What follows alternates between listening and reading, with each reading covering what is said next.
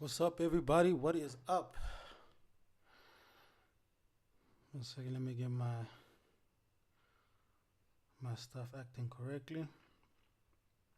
Welcome to day 5 of the Swag Dummy Inc. TV stream.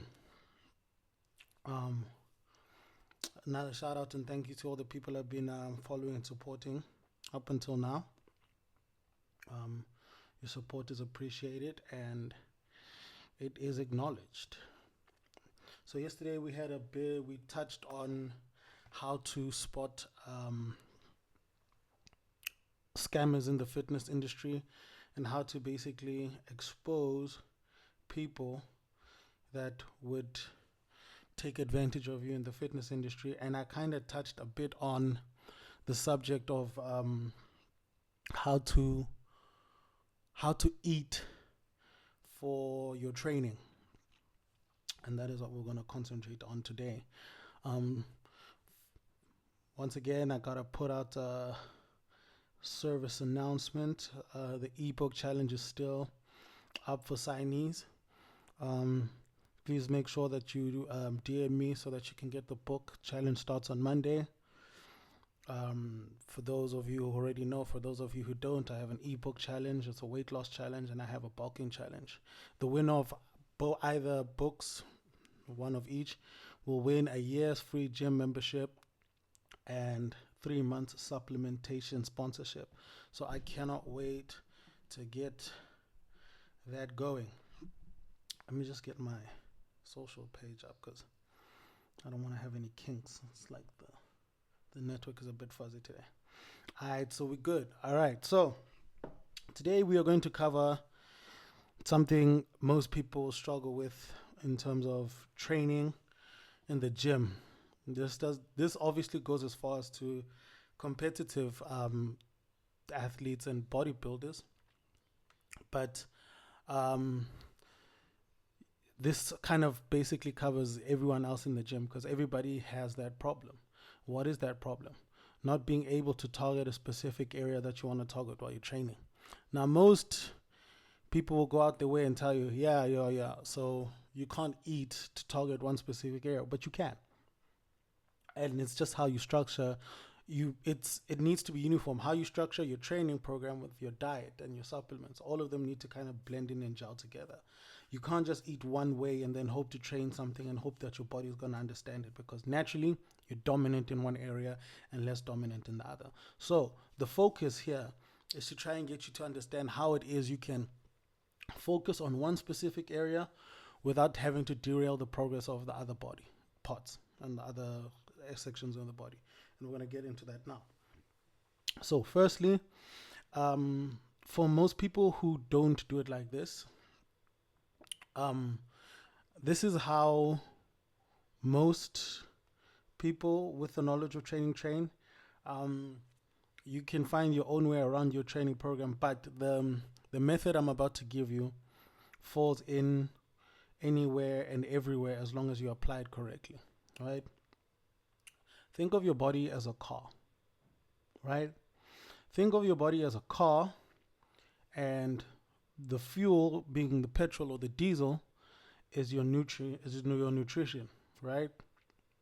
And think of the parts that you want to focus on, the goals that you want to focus on your body as a destination to somewhere, right? So let's say, for instance, I'm happy with my chest, my upper body, but I have slacking legs, right? Then obviously it would mean that I need to put a little bit more work on my legs, while not so much on my upper body, because that one is already getting the attention that it needs, right? So that would mean that my legs is the long distance journey, right? And my upper body is the shorter distance journey, right? So now if you know your car, then how much you fuel into the car will determine how far you'll get, right? So let's break it down even deeper. Legs are difficult, right? And in order to get your legs growing, you need to put more in them nutritionally, right? And this is a concept that we put in our diets called high days and low days and maintenance days, right? Some people have high days and maintenance days, and some people have high days, low days, and maintenance days. This is according to your calories. High days is high calories. Maintenance day is leveled maintenance calories. Low day is low calories, right? Meaning that on a day where you wish to grow, you're going to take more calories in before the session so that you fuel the session. Here we go back with the car. You're putting in the fuel that's going to take you to the destination, right? And the goal today is legs. So we need to fuel our legs in order to make sure that it gets the amount of fuel it needs to grow, because the other destinations don't need that much fuel. I hope you're following me. I'm trying to make this as simple as possible. So what you would do, let's say for instance, the typical person works out after work, right? Which means you're talking 5 p.m., 6 p.m. for most people, right? That means that entire day, you would have been eating to fuel the session that you're going to have in the evening, right? You're eating for that session, right? The food being your fuel. And you need to make sure that you take in enough calories to sustain that session, because you are trying to grow. Now, before I get ahead of myself, I'm going to break it down for the super beginners, right? There is a thing we call calorie surplus and a calorie deficit, right? So when you're in deficit, it means you're eating less calories than you burn, because the goal is obviously to try to lose weight, right? And most of the times when you're going through a weight loss program, you're in a constant state of calorie deficit. That is what's going on with you at that moment. You're doing your best to lose the weight, calorie deficit. Now, when you're calorie surplus, you're eating more than the calories that you burn so that your body grows, right? You're trying to build muscle, but you're trying to expand and grow bigger, right? Now, traditionally, the normal trainers and dietitians have forced you to believe that you cannot do these two things at the same time, right?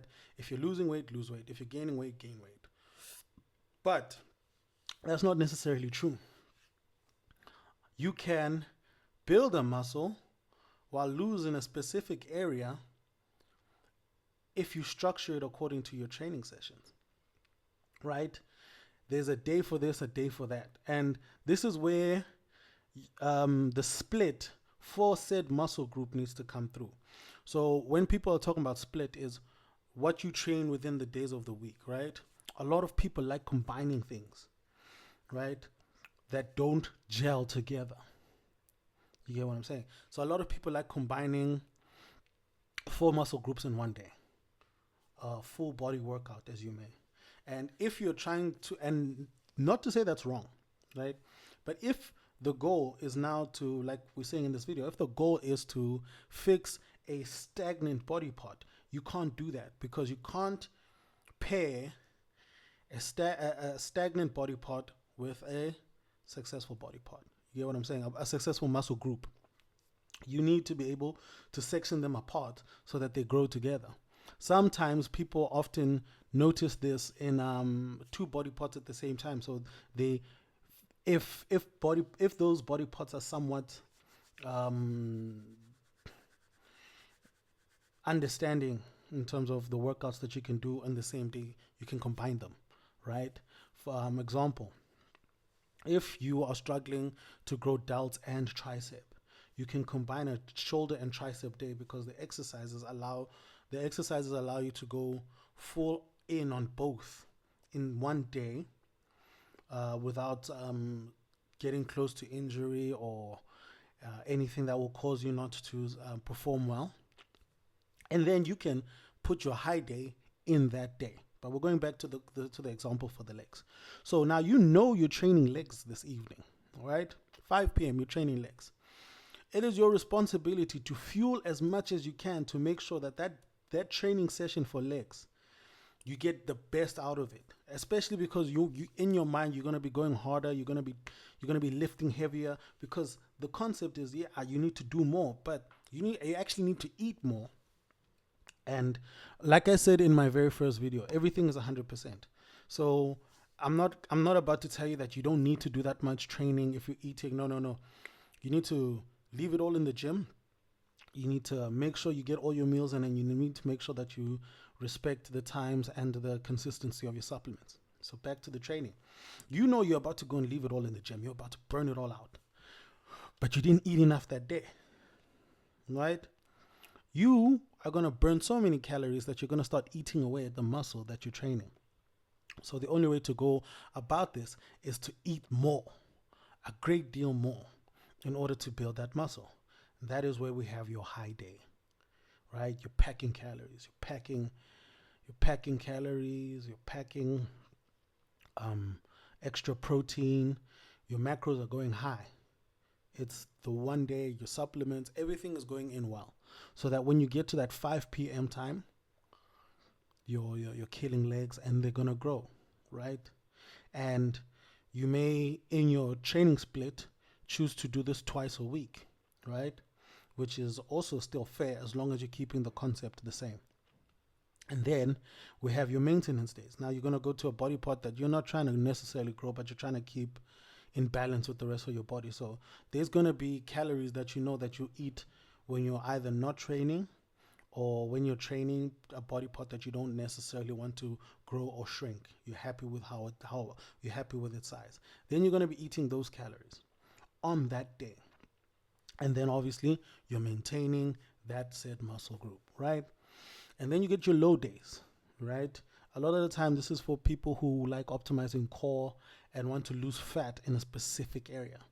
If you're trying to lose fat in a specific area and you're going to train that area, then this would be the day that you do so. And then you would eat less, right? You would eat less going into the session, because the whole session is about burning as much as you possibly can. So you're giving it your all. You're giving it your all, and you're basically burning out. Now, when targeting said body parts, you really want to focus and structure your workouts correctly, right? And then, for instance, if I go back into legs, you go do legs, and as you're training your legs, you're gonna start heavy. You're gonna start heavy, and then you're gonna go down, like almost like a powerlifting startup, right? Now, let's get into if you have to train in the morning, what do you do, right? So what you do for people who train in the morning is you now just restructure how you're going to go about eating the food, right? The moment you finish your workout and your post workout meal for that day, everything you do after that, because your post workout meal is obviously there to heal and fix your it's for recovery and glycogen in order to replenish your energy, right? Every meal after that will be loading for the meal for the next day, right? So you know that you train at 5 a.m. and you know that you can't just be waking up to load calories like that. How do you get it right? Then obviously 5 a.m. training, you're probably done around 7, 8, right? You have your post-workout meal, boom, right? 2 hours, 3 hours later than that, you're having meal one, you're fueling for the next day, right? And that's how you're packing it. You're packing all your meals, right? You see, you keep your digestive enzymes, make sure that you're digesting correctly, make sure that everything's coming right with you. But you're eating like that. So you don't have to lose the routine if you're training in the morning, right? Now, this it gets a little bit more complicated for the people who train twice a day, because now we have to get into what it is you're training twice a day in order to make such a thing valid, right? Are you doing weight training twice a day? If you're doing weight training twice a day, then you're going to have to increase your calories significantly higher, because if you're trying to grow, then you're going to be in a state of growth double time, right? So if you know that you're working on 2 areas in one day and you're doing your best to grow that, if you're doing 2 muscle groups in one day, then it's best to do high all in one day. And from your first workout meal, post workout, you continue to be on high calories until your second workout in order to get things right, in order to balance them out. So, sorry, 1 second, chat. And that's how you kind of keep a balance, and that's how you keep things straight. And you want to do that consistently. You want to do that consistently so that you make sure that you grow all these muscle groups within the given time that you're giving yourself. Now, most people want to know how many muscle groups can you focus on at one time. So my advice is you can't obviously hope to get it right. You can't hope to obviously grow all the areas in one cycle, in one training in 3 months, because you're gonna have to focus on specific ones. Otherwise, you'd be in high calorie all day, every day. You'd be in high calorie, and now when you're in high calorie every single day of the week, those high calories now become your maintenance calories. So one would think, yeah, I want to grow everything, so I should eat in high calorie. No, even when you are bulking, even when you're trying to gain as much as possible, you still need to have one that's higher than the other, one that's lower than the other, because you don't want to look like a tire. You don't want to look like a round balloon. You want to make sure that you're focusing on the right space at the right time. Everything needs to be a plan. It needs to be sequenced. So what you need to do is, okay, take an assessment of your body, which is what your coach would do. Do an assessment, right? Take pictures and say like, okay, these next 12 weeks or these next 8 weeks, depending on how far you want to grow and how far you're focusing, we are going to focus on my legs and we are going to focus on my hamstrings. We're going to focus on quad and hamstrings and calves, right? It's going to be lower body focus. That is what we're growing. Then the rest will maintain. Then for that whole 6 to 12 weeks, you're going hard in high calorie maintenance for that specific body part. And you're taking pictures every single week on the same day to make sure that you're understanding, that you're keeping a balance, that it's making sense to you, right? Okay, yeah, the plan is going correctly.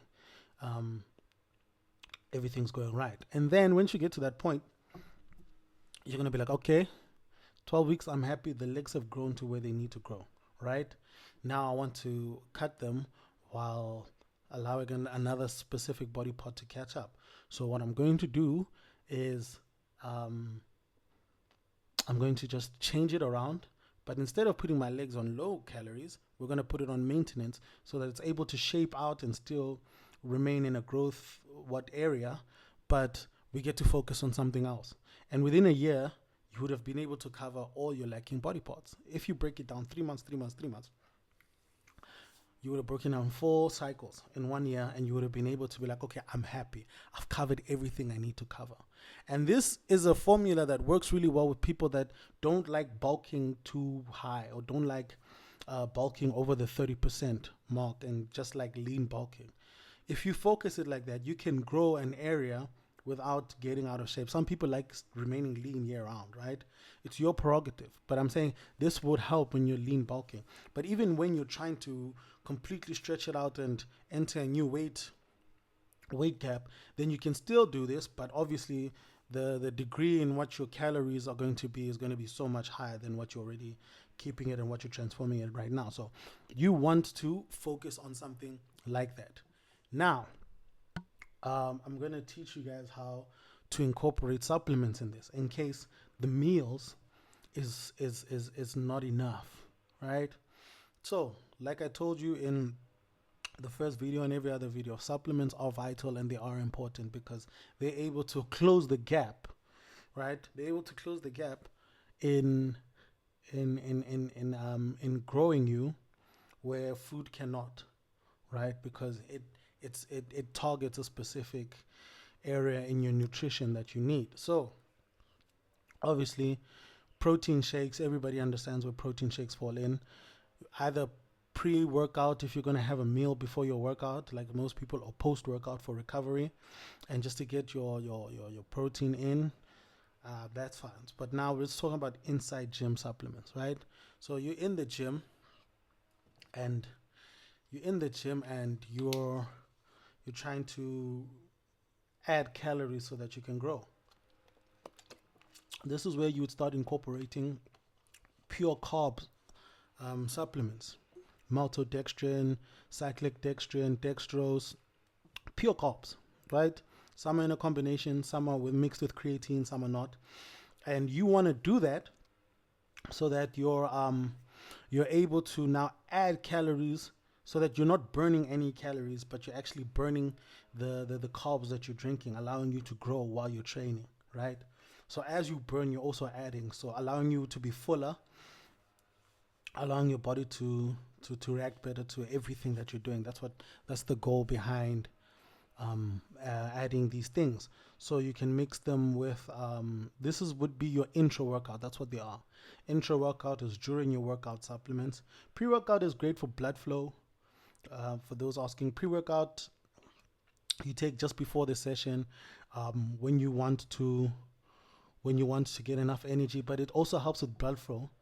And once you learn to understand the muscle better, blood flows within the muscle in order to grow. So when you tear and expand, there's a lot of blood going through your muscle, and you need that flow to be free, so that your body is actually getting all these nutrients from the intra workout flooding into said muscle, right? You can look up a few videos from Milos where he explains that when you start to train, the blood in your body, 60% of it travels to the area that you're training. All right. So within that time, while the blood is there, when you're taking your creatine, when you're taking your aminos, when you're taking all those supplements for your intra workout, they're going to mix into your blood and travel to this area and allow growth to happen in said area. So now obviously pure carbs, you're growing your chest. Now you know you're doing your chest and you want your chest to grow. You're taking your pure carbs in that day and it grows there, right? So when you're taking supplements, you also need to incorporate what supplements do for you and how you can get that right. I should stop streaming in the morning. People just be calling me. I'm so sorry.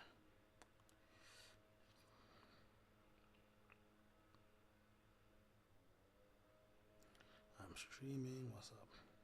So you want to do that. So incorporate the calories that you're getting in your intra workout, or add more, or take less, on days where you know that this is the goal for said purpose. So if you're on a low day but you still want to take intra, make sure that you know that your intra workout is going to count as the calories to that day. All right? And then everything goes over smoothly. Now, um, there's also your evening proteins, like your casein whey, which allows you to have protein while you're sleeping. Your body kind of holds on to protein longer because it's slow release. You take that to make sure that your body kind of stays with protein in your system, because when you're sleeping, you're burning calories too. You want to maintain muscle.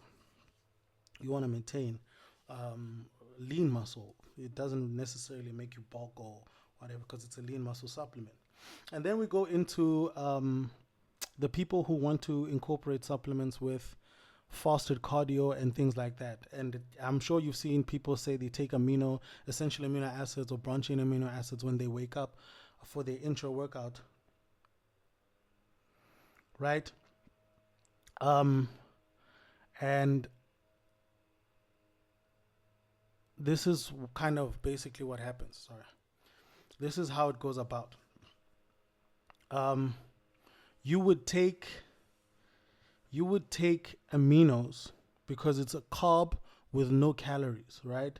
It's a carb with no calories and no sugar. And you would take it to make sure that while you're doing fasted cardio or fasted training session, that you don't lose any muscle unnecessarily, and you don't lose any gains, right? So it also allows you to have somewhat energy while you're training, because going into a fasted training session, you're hungry, you're empty, you feel depleted, you start to get dizzy and all that other stuff. When you take amino acids, you kind of like balance that out. And branching amino acids has L-valine, which kind of protects your muscle from going catabolic while you train. So you want to focus on that to prevent things like catabolicism and all that other stuff. And then it's just the best way to balance it out and keep it clean. Now, gear users, right? Gear users want to know how you can go about incorporating certain juices. I'm not going to cover all of them. I'm just going to cover the ones I like today. And then if you have any questions about any deeper ones, we'll go through them when you want to. But what juices can you use for pre-workout, intra, and post in order to help you target muscles and also help you focus on building a lacking area? Now, it's best not to go too complicated into these things. A great deal of people like to take IGF as a pre-workout peptide because it is going to allow a great deal of growth in the session, especially for those stubborn growing body parts. This is not a template for everyone, so if you do want to know how to go about this, you can just leave me a message, and then I'll sit you down and talk to you about how you can apply this to yourself, right? IGF, obviously most people take certain orals to help them with their session. Your Anavars, your Dynabols, those would be obviously goal dependent, right? Anavar being for an oral to help you build lean muscle, but no water retention. Dynabol being the opposite. So those would be the orals. If you do want me to make a more detailed video on that, you just need to let me know. Otherwise, just message me if you have any private questions. And then for high calorie days, for people who struggle to put meals in, right? There's this amazing little oral called MK677, otherwise known as Nutrable. Some people brand it off as Nutrable, but MK677 is like a growth hormone type of pill that allows you to. It makes you very hungry. It helps with the lean muscle development after taking for a while, but it is an amazing tool to make sure that you get your meals in, because you will be eating more. It's not an if, it's a definite. You will be eating a lot more on MK, and you want to take it in the mornings to help you get your meals down, and you definitely will. DM me for dosages. Not everybody is the same.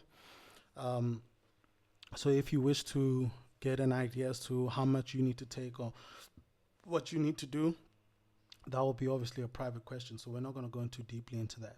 So that is the supplement area. What other juice would I would say? Okay, yeah, there's a whole lot of deeper ones for spot inject in terms of gear to help you grow a specific area. I have found that PG, MGF, those ones for spot injection, in order to help focus on a specific area. These are peptides, mind you. Those have worked the best. I'll probably make an in-depth video about those in the coming days. I'm not in a rush. Um, I'm not trying to get the whole world on gear, but I'm simply stating this out in case you need help and you wish to get some advice that you should not be shy to ask. And that's pretty much how you go about it. Yeah, it's not a deep video. It's not something that goes in for long. Um, that's the best you can go about it. So take all these in, mix whatever information you need together in order to get that right. But if you want to grow, eat a lot. If you want to cut, eat less. And there's a way to combine it into all in one, right? There's a way to fuse it all together. So that's what you really want. Any other questions? You guys can hit me up on my socials. Don't forget to join the ebook challenge. I've had a great morning. Um, Once again, I'm so grateful for the support that everyone's putting in. Um, I'll see what I go into tomorrow. You guys, in fact, I'll probably have another Q&A to discuss what we're going to be discussing tomorrow on day 6. But you guys have an awesome day and enjoy the gains.